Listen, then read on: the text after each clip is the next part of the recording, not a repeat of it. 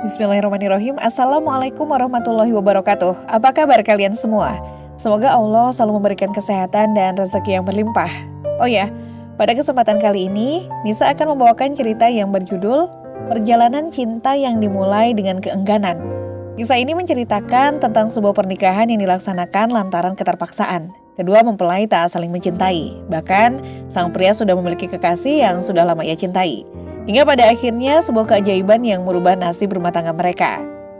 Sebelumnya Nisa banyak-banyak terima kasih yang sudah subscribe channel ini. Nah, biar makin seru, langsung saja ya kita ke ceritanya.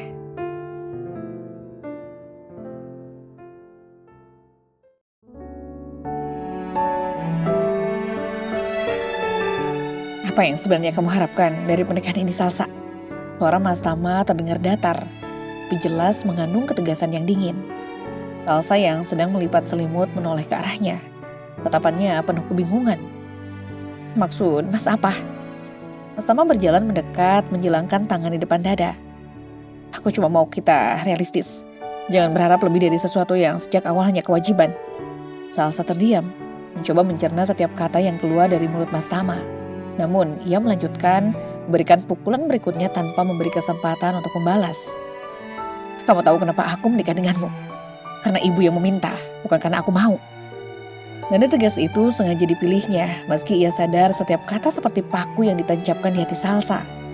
Salsa menarik napas dalam, mencoba tetap tenang. Aku tahu itu, Mas. Tapi apakah salah kalau aku berharap kita bisa mencoba setidaknya saling menghormati? Saling menghormati? Mas Tama tertawa kecil, lebih seperti ejekan. Salsa, jangan naif. Kamu dan aku sama-sama tahu, ini semua gak akan pernah berhasil. Aku gak pernah mencintaimu, dan aku rasa aku gak akan pernah bisa. Kamu tahu kan, kalau aku sudah punya pacar, Winda menungguku, Salsa. Kali ini mata Salsa menatapnya tajam, tetapi dia tetap diam. Tidak ada air mata, tidak ada keluhan, hanya sebuah keheningan yang terasa menyakitkan. Bahkan bagi Mas Tama sendiri. Aku cuma mau kamu paham, lanjutnya sedikit menurunkan nada suaranya. Semakin cepat kamu sadar bahwa hubungan ini hanya formalitas, semakin mudah untuk kita berdua berpisah. Salsa menunduk, tangannya menggenggam ujung kerudungnya dengan kuat. Setelah beberapa detik, ia mengangkat wajahnya kembali. Kali ini dengan ekspresi yang sulit ditebak. Kalau itu yang Mas inginkan, aku paham. Suaranya tenang, tanpa nada marah atau tersinggung. Tapi Mas jangan salah paham, aku gak pernah meminta cinta Mas. Aku hanya ingin menjalankan peran ini sebaik mungkin. Kata-kata itu membuat Mas Tama terpaku sejenak, tetapi ia tidak ingin menunjukkan kelemahan. Bagus kalau kamu mengerti, karena aku gak punya ruang untuk kasih harapan palsu. Cinta ini hanya untuk Winda. Salsa mengangguk kecil lalu melanjutkan aktivitasnya yang sempat terhenti. Ia tidak lagi bicara. Seolah semua yang perlu dikatakan sudah cukup. Mas Tama mengeluarkan selembar kertas dari dalam laci. Lalu kertas itu diletakkannya di atas tempat tidur, tepat di hadapan Salsa yang sedang merapikan selimut. Dia berhenti sejenak memandang kertas itu tanpa ekspresi. Apa ini, Mas? Tanyanya suaranya lembut nyaris tanpa emosi. Sebuah perjanjian. Jawab Mas Tama dengan nada datar, berusaha mengontrol emosi yang tak seharusnya ada. Seperti yang aku bilang tadi, kita akan bercerai setelah 6 bulan pernikahan. Mas Tama menunggu reaksi darinya. Biasanya dalam situasi seperti ini akan ada pertanyaan mengapa, bagaimana, apa alasannya. Tapi Salsa hanya mengambil kertas itu dan membacanya dengan tenang. Ekspresinya tetap datar, seolah apa yang diberikan itu hanyalah kertas biasa, bukan sesuatu yang akan mengakhiri sebuah hubungan. Mas Tama menarik napas dalam, mempersiapkan diri untuk menjawab semua pertanyaan yang mungkin muncul. Tetapi yang terjadi justru sebaliknya. Mana bolpoinnya, Mas? Tanyanya tanpa ragu, tanpa nada keraguan sedikit pun. Mas Tama terpaku. Apa? Gumamnya, bingung dengan reaksinya yang terlalu tenang. Bolpoinnya, Mas? Aku mau tanda tangan sekarang. Ulangnya suaranya tetap tenang, bahkan nyaris terdengar terlalu santai. Mas Tama hanya bisa mematung beberapa detik, mencoba mencerna apa yang baru saja dia katakan. Tapi akhirnya dengan tangan yang agak kaku, ia mengambil ballpoint dari laci dan menyerahkannya padanya. Tanpa basa-basi, Salsa mulai menandatangani semua halaman di surat itu. Tidak ada pertanyaan, tidak ada keluhan, tidak ada kemarahan. Dia melakukannya dengan begitu mudah, seolah ini hanya rutinitas biasa. Selesai menandatanganinya, dia menyerahkan kembali kertas itu padanya. Ini, Mas, aku udah tanda tangan. Mas Tama menerima kertas itu dengan tangan yang sedikit gemetar. Matanya masih tertuju pada Salsa yang kembali merapikan tempat tidur seperti tidak ada yang terjadi. "Kamu gak mau bertanya apa-apa?" tanyanya akhirnya, mencoba memancing reaksinya. Salsa berhenti sejenak, menatapnya dengan sorot mata yang sulit dimengerti. "Bertanya buat apa, Mas? Sekalipun aku menolak, keputusan Mas gak akan berubah kan? Pada akhirnya kita akan tetap bercerai setelah 6 bulan. Kata-katanya begitu tenang, tapi entah kenapa terasa seperti hantaman keras di dada Mas Tama. Ia tidak tahu harus berkata apa. Salsa kembali berbaring di tempat tidur, membalikkan badan membelakanginya. Kalau nggak ada lagi Mas, aku mau tidur." Mas Tama hanya berdiri di sana menatap punggungnya yang kecil dan terlihat rapuh. Bukannya merasa lega karena rencana ini berjalan lancar. Dia justru merasa ada sesuatu yang salah. Kenapa Salsa bisa setenang ini? Kenapa dia tidak marah, tidak bertanya, tidak berusaha mempertahankan? Bukannya ini seharusnya lebih sulit? Bangun. Mas Tama menggoyangkan bahunya dengan lembut, tapi tegas. Kalau dibiarkan, bisa-bisa Salsa tidak bangun sampai siang. Gadis itu hanya menggeliat malas, menarik selimut lebih erat, seakan hendak kembali tenggelam di dalamnya. Dengan satu tarikan napas panjang, dia membuka mata perlahan, melirik sekilas. Matanya menyipit lalu tiba-tiba membelalak. "Astagfirullah Mas, gak tahu malu banget sih pakai kayak gitu di depan aku," katanya sambil buru-buru menarik selimut lagi untuk menutupi wajahnya. Mas Tama mengerutkan kening, bingung dengan reaksinya. Dia hanya mengenakan handuk jubah, lalu dengan nada datar menjawab, "Apaan sih? Aku pakai handuk Salsa, bukan telanjang. Ini malah lebih tertutup daripada kalau aku habis gym." Salsa bangkit dari tempat tidur dengan ekspresi panik, menutup kepalanya dengan hijab yang tergeletak di samping bantal. "Kenapa Mas bangunin aku sih? Aku kan masih ngantuk. Pakai penampilan kayak gitu lagi. Gak tau malu banget," protesnya sambil berdiri membelakanginya. Mas Tama hanya bisa menggeleng tersenyum tipis. Gadis itu benar-benar polos. "Aku bangunin kamu karena aku mau sarapan. Kalau kamu masih tidur, siapa yang mau siapin sarapan aku?" Salsa mendesah, menoleh ke arahnya dengan wajah yang tampak kesal. Tapi tetap tidak ada jejak kemarahan besar di sana. "Sarapan udah ada Mas, Bimina tadi udah masak," jawabnya datar. "Aku gak mau masakan Bimina, aku mau kamu yang masak," jawab Mas Tama menekankan keinginannya yang sebenarnya sudah biasa diutarakan setiap pagi. Dia lebih suka masakan Salsa, meskipun dalam hatinya sebenarnya ada alasan yang lebih dari sekedar rasa. Salsa menatapnya bingung. "Loh, kenapa? Kan sama aja masakannya." Suaranya terdengar lelah, tapi ada sedikit kekesalan di sana. Dia pasti merasa tidak masuk akal dengan permintaan Mas Tama. "Kok bangkang sih? Siapa yang ngajarin kamu ngebangkang?" kata Mas Tama sambil menjelangkan tangan di dada. Salsa hanya mengangguk pelan, berbalik dan melangkah keluar kamar tanpa berkata lagi. Satu hal yang selalu membuat Mas Tama kesal sekaligus takjub adalah betapa patuhnya gadis itu. Tidak pernah sekalipun ia melawan atau mengeluh serius. Dia akan melakukan apa yang diminta tanpa banyak tanya. Tapi justru itu yang membuat Mas Tama tidak nyaman. Salsa terlalu penurut. Tidak ada tantangan, tidak ada dinamika. Bahkan waktu ia memberikan surat perjanjian cerai, gadis itu menandatangininya tanpa protes. Mas Tama hampir berharap Salsa akan marah. Atau setidaknya bertanya kenapa. Ia melempar handuk ke kursi di pojok ruangan dan mulai mengenakan kemeja kerja. Dari balik pintu kamar yang masih sedikit terbuka, ia berteriak, "Siapin juga sarapan buat pacarku." Langkah Salsa terhenti. Dia menoleh, matanya menatap Mas Tama dengan tatapan heran. "Pacar?" "Iya pacar. Kamu kan tahu kalau aku punya pacar," jawabnya tanpa berpikir panjang.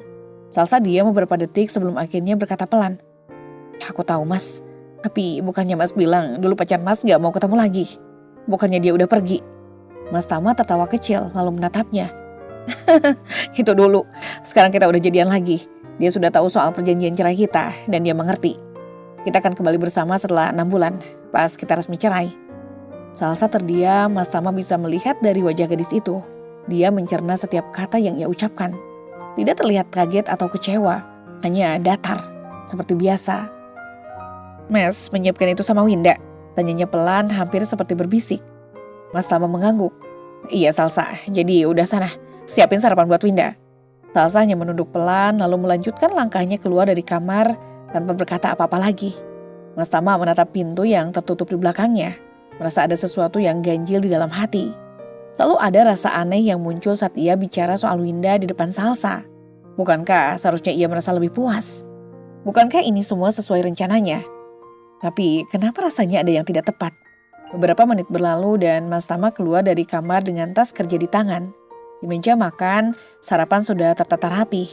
2 piring nasi goreng hangat tersaji di atas meja, lengkap dengan irisan telur dan sosis yang digoreng sempurna. Salsa duduk di ujung meja, menunduk sambil menatap kosong ke arah piringnya.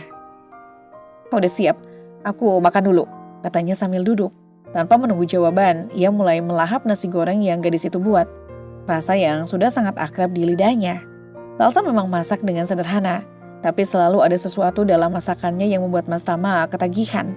Ia membenci kenyataan itu. Ia benci bahwa ia selalu mencari rasa masakan Salsa setiap kali menyantap makanan. Salsa masih duduk diam di tempatnya, tak beranjak atau bicara. Tangannya sibuk memainkan ujung hijabnya, sementara matanya tetap berfokus pada piring di depannya. Dia pasti masih memikirkan tentang Winda, tentang perceraian mereka. Tapi dia tidak pernah bertanya lebih lanjut. "Salsa," panggil Mas Tama di sela suapannya. "Setelah kita cerai, kamu mau gimana? Balik ke rumah orang tua kamu atau gimana?" Pertanyaan itu dilontarkan sekenanya, tanpa beban. Dia ingin tahu meskipun mungkin tidak ada alasan yang jelas untuk keingintahuannya itu. Salsa tidak langsung menjawab. Dia hanya menatapnya sebentar, lalu kembali menunduk. "Entahlah Mas," jawabnya pelan. "Mungkin aku akan balik ke rumah ibu, atau mungkin aku akan mencari tempat sendiri." Mas Tama menghentikan suapannya sejenak, menatapnya. "Tempat sendiri? Maksudnya kamu mau hidup sendiri?" Dia mengangguk pelan.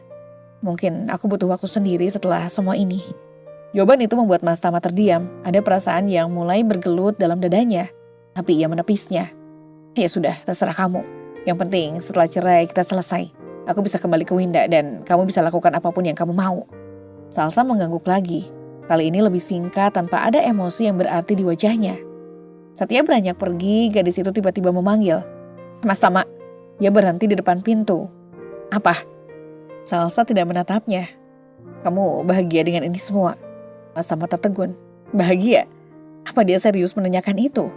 Ia tertawa kecil lalu berkata, "Ya tentu saja, ini semua sesuai rencana kan?"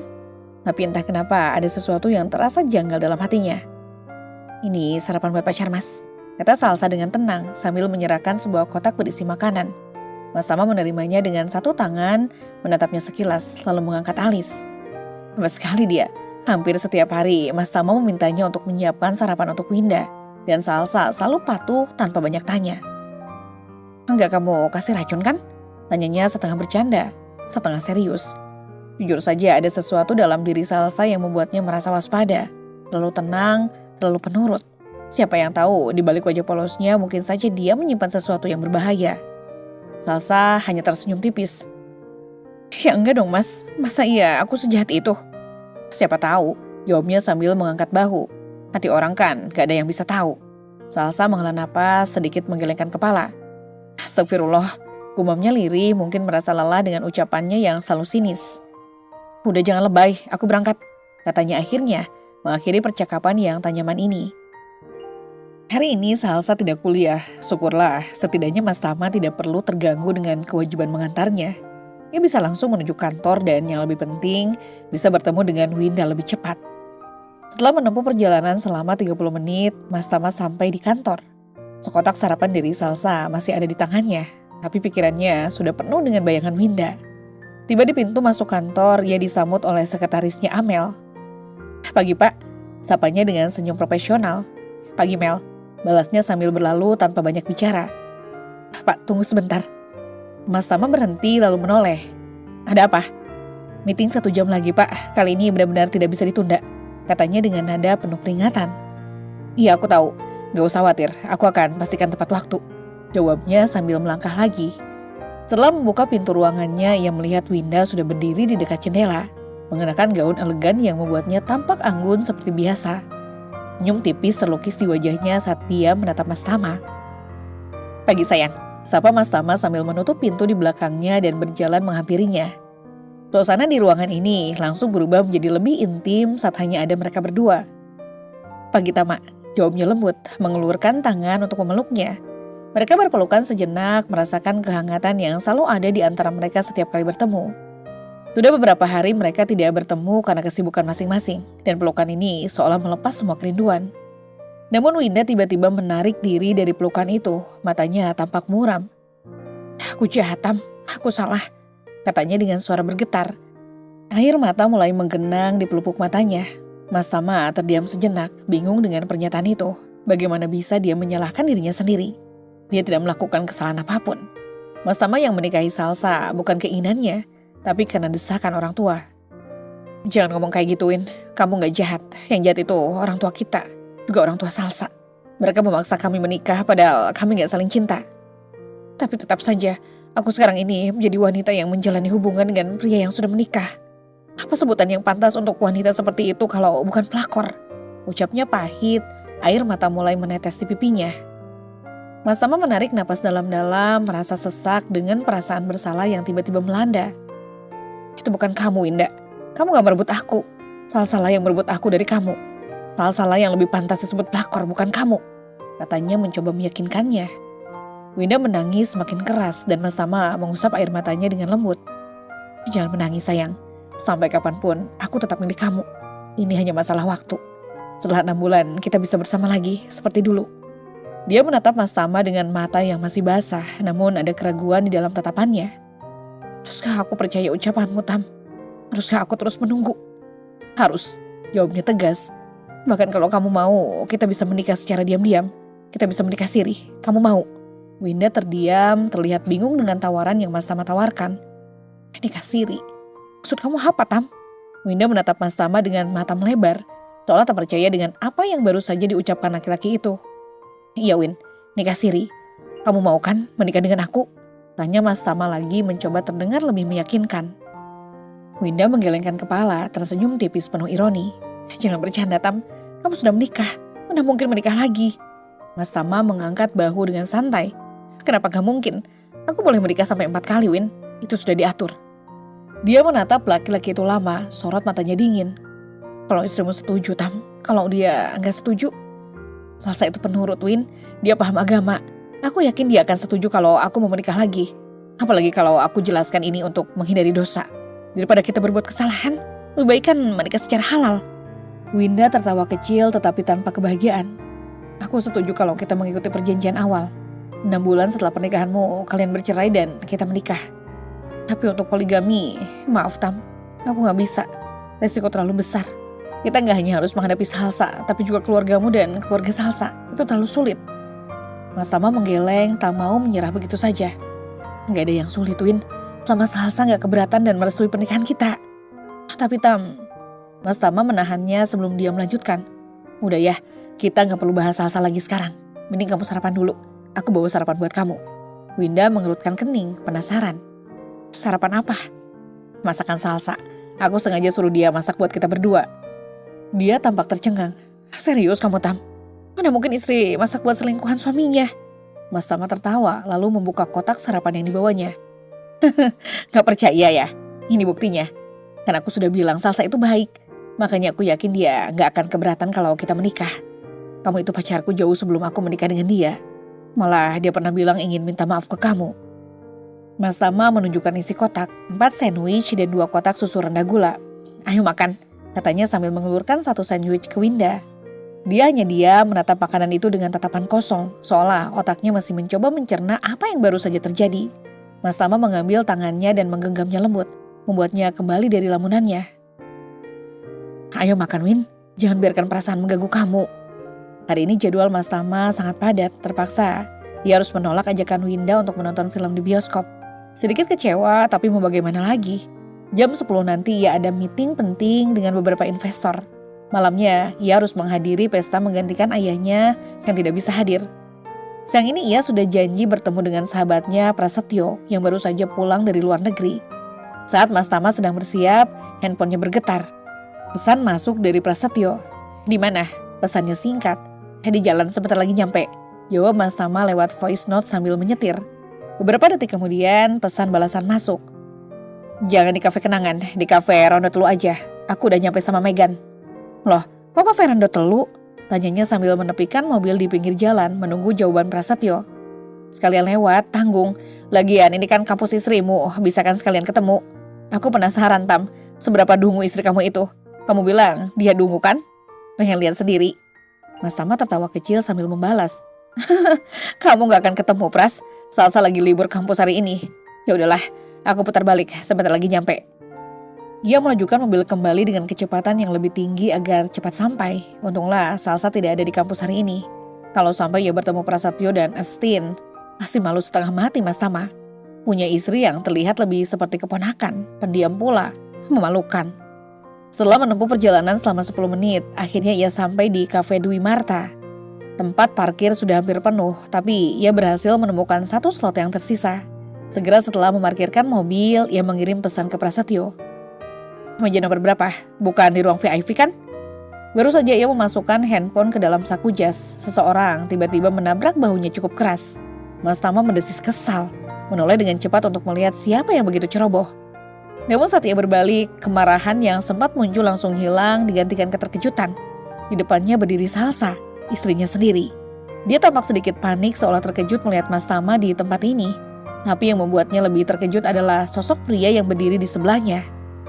Pria itu tinggi, berpenampilan rapih, dan terlihat cukup dekat dengan Salsa. Siapa dia? Apa yang dia lakukan bersama istrinya? Saat Mas Tama melangkah mendekati Salsa, hatinya berdesir tak enak. Bukan karena Mas Tama takut pada situasinya, tetapi lebih karena kehadiran pria itu di sampingnya. Mas Tama menatap Salsa sambil menahan emosi yang mulai membakar dari dalam. Dalam beberapa detik, Mas Tama menilai pria itu. Ketampanannya biasa saja, tidak terlalu keren. Dia hanya terlihat lebih muda darinya, dan itulah satu-satunya hal yang membuatnya sedikit lebih unggul. Namun harus Mas Tama akui mereka berdua tampak serasi, dan itu yang membuatnya merasa terganggu. Katanya, kamu gak ada kelas, kenapa ada di sini? Tanya Mas Tama sengaja melirik pria di sampingnya. Salsa terdiam sejenak, wajahnya menunjukkan ketegangan. Mendadak ada Mas, jawabnya singkat. Pria di sebelahnya melirik Salsa dengan penasaran. Siapa dia? Bisiknya, tapi Mas Tama masih bisa mendengar dengan jelas. Mas Tama tak ingin membuang waktu. Saya suaminya, jawabnya sebelum Salsa sempat menjelaskan. Daripada dia membuat penjelasan yang mungkin tak pantas, lebih baik Mas Tama yang memperkenalkan diri. Mata pria itu membelalak, jelas dia tidak percaya dengan apa yang baru saja didengarnya. Suami? Jadi kalian sudah menikah? Tanyanya lagi sambil melihat ke arah Mas Tama dan Salsa bergantian. Ekspresinya berubah. Salsa mengangguk perlahan, raut wajahnya tegang. Iya, Tama, jawabnya. Mas Tama meninggalkan mereka dan masuk ke dalam kafe untuk menemui Prasetyo dan Estin yang sudah menunggu. Saat melangkah masuk, pikirannya masih dipenuhi dengan Salsa dan pria itu. Siapa sebenarnya dia? Begitu melihatnya, Prasetyo melambaikan tangan sambil tersenyum. Tam, sini. Gimana kabar kalian? Lama gak ketemu nih. Anak udah berapa sekarang? Tanya Mas Tama setelah duduk. Prasetyo tertawa kecil. Masih 2, cukuplah, sesuai saran pemerintah. Setelah beberapa saat, topik mulai mengarah ke kehidupan Mas Tama dan Salsa. Prasetyo menyadarkan punggungnya ke kursi, menatapnya dengan penasaran. Gimana Salsa? Kalian udah mulai lebih baik? Mas Tama mengangguk sambil tersenyum tipis. Baik, komunikasi kami mulai lancar. Estin ikut angkat bicara, membela sesama istri. Dan please Tam, jangan lagi sebut istrimu Dungu. Aku ikut sakit hati dengannya. Mas Tama tertawa kecil. Ya gimana Estin, dia memang begitu. Estin menggeram pelan, jelas tidak suka dengan cara Mas Tama bicara tentang Salsa. Mas Tama, dia itu istrimu. Mas Tama menyeruput kopi, mencoba menenangkan Estin. Iya, kalau begitu Salsa tetap gadis yang baik. Dia penurut, solehah, itu nilai plusnya. Estin menghela napas panjang, lalu menatapnya dalam-dalam.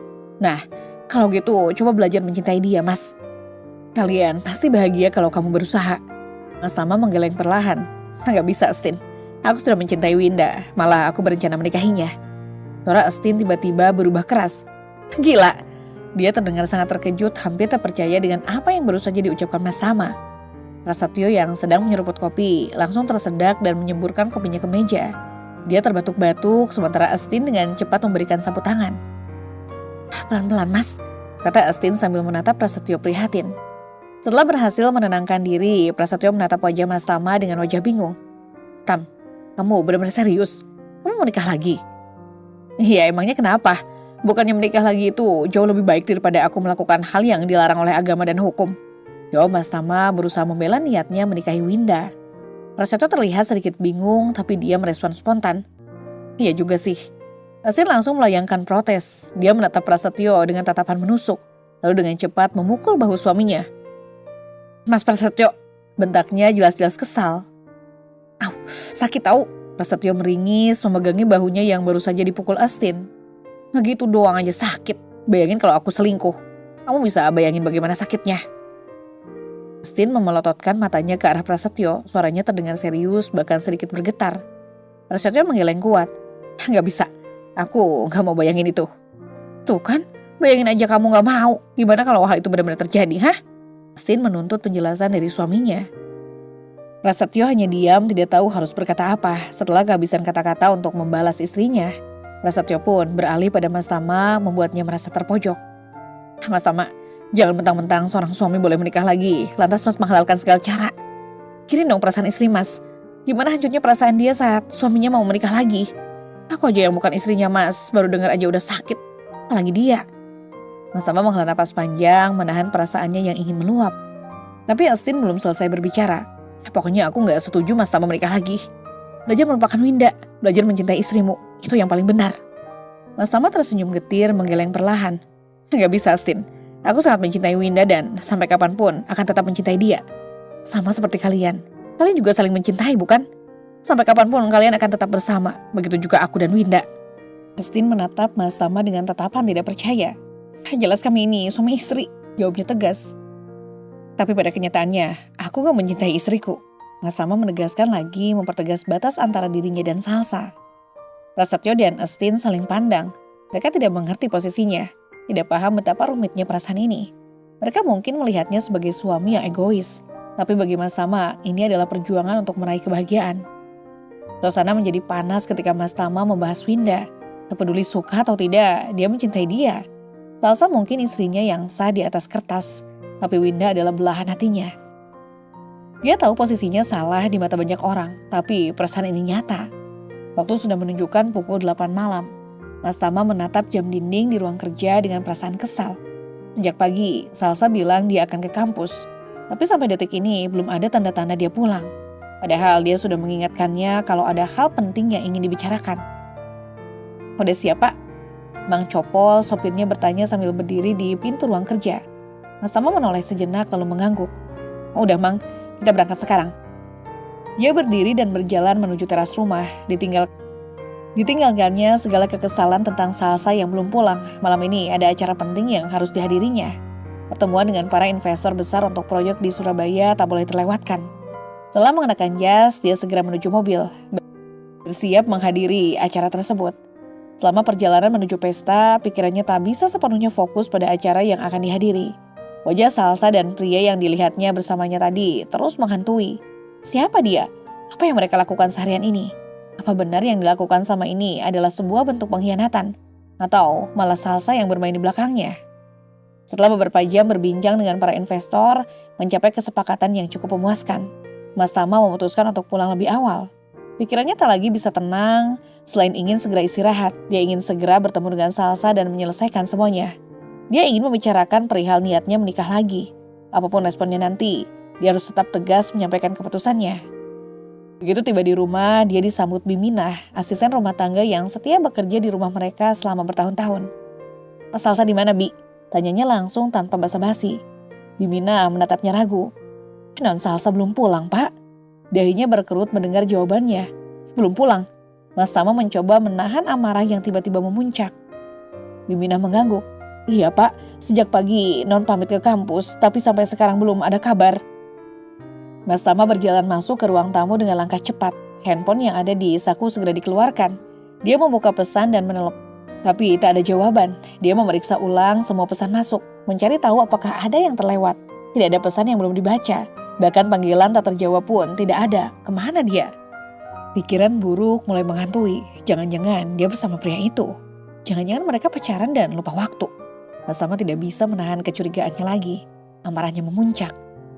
Tak lama suara pintu depan terbuka. Dia berbalik dan melihat Salsa melangkah masuk. Wajahnya tampak lelah. "Non Salsa?" panggil Biminah pelan. Mas Tama menghapus pesan yang belum sempat dikirim, lalu memasukkan kembali handphone ke dalam saku. Dengan langkah cepat, dia menghampiri Salsa. Wajahnya tampak terkejut melihatnya sudah berdiri di ruang tamu. "Dari mana kamu?" Suaranya pelan tapi dingin. "Kenapa baru pulang? Udah puas pacarannya?" "Puas jalannya?" Wajah Salsa seketika berubah pucat. Dia menatap Mas Tama dengan mata membulat, seperti tak percaya dengan tuduhan yang baru saja dilontarkan. Apaan sih Mas? Siapa yang jalan-jalan? Siapa yang pacaran? Aku habis. Alah, ngelak aja bisanya. Mas Tama memangkas kalimatnya dengan cepat. Nada bicaranya tajam, penuh kemarahan yang selama ini ia pendam. Ngaku aja kalau kamu habis pacaran sama cowok tadi sampai lupa waktu. Aku gak peduli, gadis munafik. Kelihatannya aja soleha, suka sholat, taunya kelakuannya sama aja kayak perempuan murahan di luar sana. Wajah Salsa berubah pucat. Dia seakan tidak percaya mendengar kata-kata Mas Tama yang begitu kejam dan merendahkannya. Jika ucapan kamu ya Mas, jangan keterlaluan. Suaranya bergetar tapi dia tetap berusaha tegar. Mas Tama mendengus, melipat tangan di dada. Terserah, aku gak peduli. Salsa menatapnya dengan mata yang berkilat marah, tapi ada sesuatu di balik kemarahannya, rasa sakit. Kalau Mas gak peduli, kenapa nungguin aku pulang? Suaranya pelan tapi tegas. Dia berusaha memahami logika di balik tindakannya. Mas Tama menatapnya lama, mencoba menahan amarah yang mendidih di dalam dirinya. Kamu pikir aku nungguin kamu karena khawatir? Jangan kepedean. Aku nungguin kamu karena ada hal penting yang harus kita bicarakan. Hal penting apa? Salsa menatapnya tajam, meskipun ada suaranya menunjukkan bahwa dia mulai lelah. Aku mau menikah lagi, jawab Mas Tama dengan suara mantap, meskipun hati kecilnya merasa ragu. Aku mau menikah sama Winda. Wajah Salsa seketika membeku, dia terdiam dan narator bisa merasakan betapa syoknya dia dengan pernyataan itu. Kali ini reaksinya berbeda dengan saat Mas Tama pertama kali menyodorkan berkas perjanjian cerai setelah 6 bulan pernikahan mereka. Ekspresinya kini sulit diartikan, antara kaget, terluka, dan bingung. Kenapa diem? Tanya Mas Tama, suaranya masih terdengar tajam meskipun dalam hatinya ada sedikit rasa bersalah. Salsa akhirnya mengeluarkan suara. Mas meminta izin dari aku untuk menikah lagi. Meminta restu dari aku. Atau cuma mau ngasih tahu aja? Mas Tama menghela napas. Aku gak minta izin dari kamu. Karena tanpa izin pun aku akan tetap menikahi Winda. Salsa terdiam lagi, menatap Mas Tama seakan mencari jawaban. Tapi kali ini tatapannya tak menunjukkan kesedihan seperti yang pernah terlihat sebelumnya. Dia tampak lebih tenang, meskipun di dalam hatinya mungkin sedang berkecamuk. Ya udah, jawabnya akhirnya dengan nada datar. Kalau gitu, lakukan apapun sesuka hati Mas. Aku gak akan melarang. Mas Tama terkejut mendengar jawabannya. Sama ini, ia mengira Salsa akan marah, menangis, atau mungkin memohon. Tapi dia malah setuju. Ada sesuatu yang janggal di sini. Setelah berkata demikian, Salsa berbalik pergi. Mas Tama meraih tangannya untuk menahannya. Tapi ada yang aneh saat tangannya menyentuh kulitnya. Ini kali pertama ia menyentuhnya dengan intens seperti ini. Dan rasanya begitu asing. Tapi sekaligus ada sesuatu yang berbeda. Sesuatu yang sulit dijelaskan. Segera ia melepaskan genggamannya. Salsa berbalik menatapnya dengan wajah datar. Kenapa? Ada lagi yang perlu dibicarakan? Ya jelaslah. Kamu harus bilang sama kedua orang tua kita kalau kamu mengizinkan aku menikah lagi. Kamu bilang sama mereka kalau kamu merestui hubungan aku dengan Winda. Jawab Mas Tama tegas. Salsa terdiam sebentar lalu mengerutkan alisnya.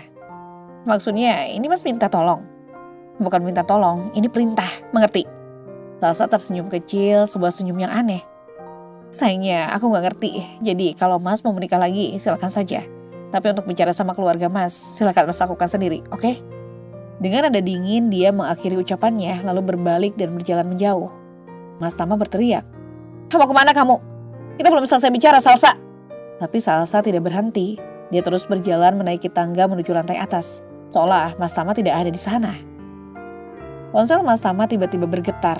Ia mengeluarkan benda pipi itu dari dalam saku jas, membaca pesan masuk yang ternyata dari ibunya. Pesannya singkat tapi cukup mengganggu pikirannya. Salsa udah sampai nak, bilang maaf sama Salsa. Hari ini ibu udah bikin dia repot.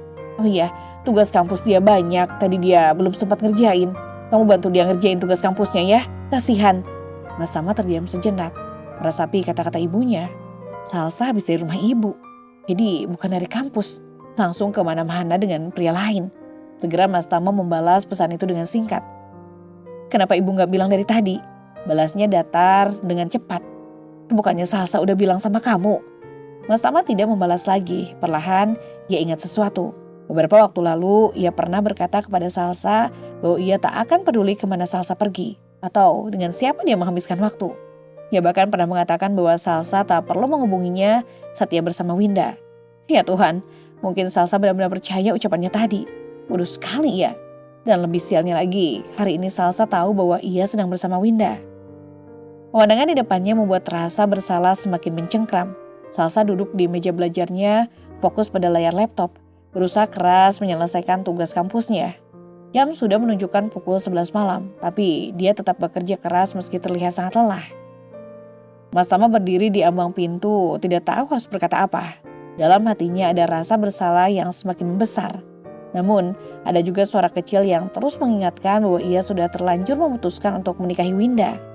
Ia mengguncang kepalanya, mencoba menepis perasaan yang tak seharusnya ada. Kenapa juga aku harus merasa bersalah sih? Gumamnya pelan. Harusnya dia yang mikir sendiri. Sekalipun aku ngelarang dia tetap harus kasih kabar. Dasarnya licik. Dia berusaha menguatkan hatinya dengan ucapan-ucapan itu, tapi kenyataannya perasaan bersalah semakin menggerogoti. Haruskah Mas Tama berbicara, meminta maaf, atau tetap ada keputusan yang sudah ia buat? Gimana tugasnya? Bisa selesai? Mas Tama bertanya dengan suara pelan. Salsa mengangkat wajahnya sedikit, matanya kosong. Iya bisa, gak perlu khawatir. Mas Tama merasakan betapa dinginnya suasana di antara mereka. Dulu saat masih ada kebersamaan dan kehangatan dalam hubungan mereka, setiap percakapan terasa ringan, bahkan yang paling sulit sekalipun. Namun sekarang semuanya terasa jauh dan hampa. Aku cuma ingin kamu tahu, Salsa. Aku gak pernah bermaksud menyakitimu. Mungkin keputusan yang aku buat sekarang kelihatan kejam, tapi aku juga bingung. Salsa berhenti mengetik, memutar kursinya menghadap Mas Tama. Keputusan yang kamu buat. Dia tersenyum kecil lebih pada sindiran. Mas bilang, kamu gak peduli dengan aku. Sekarang kamu malah nyesel. Tapi aku bukan siapa-siapa lagi buat Mas kan? Mas Tama mendekat masih berusaha mencari cara untuk menjelaskan semuanya. Aku tahu ini salah. Aku juga butuh waktu untuk pikirkan semuanya. Winda memberiku sesuatu yang aku rasa gak bisa aku dapatkan lagi sama kamu. Salsa terdiam, tidak membalas. Dia tidak tahu harus merasa apa. Luka yang dulu pernah ada kini sudah mulai sembuh. Meski rasa sakitnya tetap ada. Dia sudah terbiasa dengan ketidakpastian, tapi sekarang semuanya semakin membingungkan. Kalau kamu benar-benar mau menikah dengan Winda, ya sudah lakukan saja. Ujar Salsa pelan lebih kepada dirinya sendiri. Aku gak bisa ngelarang. Mas Tama menatapnya bingung. Salsa, kamu gak marah? Salsa mengangkat bahu, tidak ada emosi yang jelas terlihat di wajahnya. Kenapa harus marah? Toh, itu pilihan hidup kamu. Aku juga udah milih jalan aku sendiri. Mas Tama merasa cemas, tapi ada keteguhan dalam diri Salsa yang membuatnya ragu untuk melanjutkan pembicaraan. Dia tahu ia harus memberi ruang, meskipun hatinya berkata lain. Salsa, aku tahu ini berat buat kamu, tapi aku berharap kamu bisa ngerti. Aku gak pernah bermaksud untuk melukai perasaanmu. Salsa menatapnya dengan tatapan kosong, lalu kembali menunduk. Mas Tama, kita berdua tahu apa yang sebenarnya terjadi kan? Suaranya tenang, meskipun ada amarah yang terselip. Jadi lakuin aja apa yang sudah Mas pilih. Aku cuma gak ingin terlibat lagi dalam semua drama ini. Mas Tama merasa sesak, ia ingin berbuat lebih banyak untuk memperbaiki keadaan. Tapi dia tahu Salsa sudah terlalu terluka. Perasaan bersalahnya semakin menekan. Maafkan aku, ucap Mas Tama akhirnya dengan penuh penyesalan. Aku gak tahu lagi harus ngomong apa. Aku cuma harap kita bisa selesaikan ini dengan baik-baik. Beberapa bulan setelah obrolan itu, kini Mas Tama dan Winda mulai merencanakan pernikahan mereka dengan cara yang sederhana, seperti yang mereka inginkan. Setelah banyak pertimbangan dan percakapan antara keduanya, mereka memutuskan untuk tidak mengadakan pesta besar, hanya sebuah acara nikah sirinya yang sederhana. Pada pagi itu Mas Tama dan Winda bertemu di sebuah kafe kecil untuk mendiskusikan rencana mereka lebih lanjut. Winda terlebih-lebih ceria dari biasanya, meskipun ada sedikit kekhawatiran di matanya. Dia tahu pernikahan ini datang dengan banyak perasaan campur aduk, terutama karena situasi dengan Salsa yang masih membekas di hati Mas Tama. Jadi kita mulai dari mana Mas? Tanya Winda sambil menuangkan kopi ke cangkirnya, menatap Mas Tama dengan penuh perhatian. Mas Tama menghirup kopi hitamnya berpikir sejenak. Aku rasa kita bisa mulai dari tanggalnya dulu ya. Aku gak mau terburu-buru, tapi juga gak ingin menunggu terlalu lama. Kita bisa cari tanggal yang pas. Winda mengangguk setuju. Aku setuju, kalau masalah tempat, kita bisa cari masjid yang gak terlalu besar. Sekadar keluarga dan teman dekat aja. Kita gak perlu hal yang mewah. Mas Tama tersenyum kecil, merasa lega dengan kesepakatan ini. Ia tahu pernikahan ini memang seharusnya dilakukan dengan cara yang tenang, jauh dari keramaian dan sorotan banyak orang. Betul, kita gak perlu banyak orang, yang penting orang terdekat aja. Aku juga gak mau ribet. Mereka berbicara lebih lanjut tentang persiapan lain. Winda berencana untuk Winda berencana untuk memakai hijab sederhana dan gaun putih yang lebih sederhana dari gaun pernikahan kebanyakan. Mas Tama juga tidak ingin terlalu mencolok dengan pakaian pengantin laki-laki yang berlebihan. Kalau soal masakan gimana? Kita membuat sendiri aja atau pesan? Tanya Winda sedikit khawatir.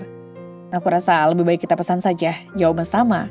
Aku gak terlalu ngerti soal masakan dan kita juga gak punya banyak waktu untuk persiapan. Tapi yang penting makanan yang enak buat tamu. Winda tertawa pelan. Aku senang kamu bisa setuju sama aku soal ini. Kita gak perlu repot-repot memikirin hal-hal besar. Yang penting kita sah dan nyaman dengan keputusan kita. Mas Tama memandang Winda dengan penuh rasa sayang walaupun ada keraguan di hatinya. Ya Winda, aku juga senang akhirnya kita bisa melangkah ke tahap ini. Semoga semuanya lancar. Namun di balik kebahagiaan mereka ada ketegangan yang tersisa di benak Mas Tama. Walaupun ia sudah membuat keputusan untuk menikahi Winda, perasaan terhadap Salsa belum sepenuhnya hilang. Tapi di saat yang sama ia tahu bahwa ia harus melangkah maju dan berkomitmen pada keputusan yang sudah ia buat. Setelah selesai dengan perbincangan mereka, Mas Tama dan Winda mulai merencanakan lebih banyak detail kecil lainnya. Undangan yang akan disebar kepada keluarga dan teman-teman dekat. Waktu akad nikah yang akan dilaksanakan di pagi hari, dan hal-hal lain yang perlu disiapkan dalam waktu singkat. Saat itu Mas Tama merasa seolah-olah ada bagian dari dirinya yang masih hilang. Namun ia mencoba meyakinkan diri bahwa ini adalah langkah yang benar. Winda mungkin adalah orang yang bisa menemaninya menuju babak baru, meskipun bayangan Salsa masih mengintainya. H-1 hari sebelum pernikahan, Mas Tama terkejut saat menerima pesan dari Winda yang meminta untuk bertemu. Dengan perasaan campur aduk, dia bergegas menemui Winda di sebuah kafe. Winda duduk di pojok dengan wajah yang tampak lelah dan cemas. Mas Tama, aku butuh bicara, kata Winda dengan suara yang sedikit bergetar namun tegas. Mas Tama duduk di hadapannya mencoba menyembunyikan kekhawatiran yang tiba-tiba muncul. Ada apa Winda? Kita sudah hampir di hari H, semua sudah disiapkan. Winda menghela napas panjang. Aku gak bisa lanjutin ini mas, aku gak bisa jadi madu.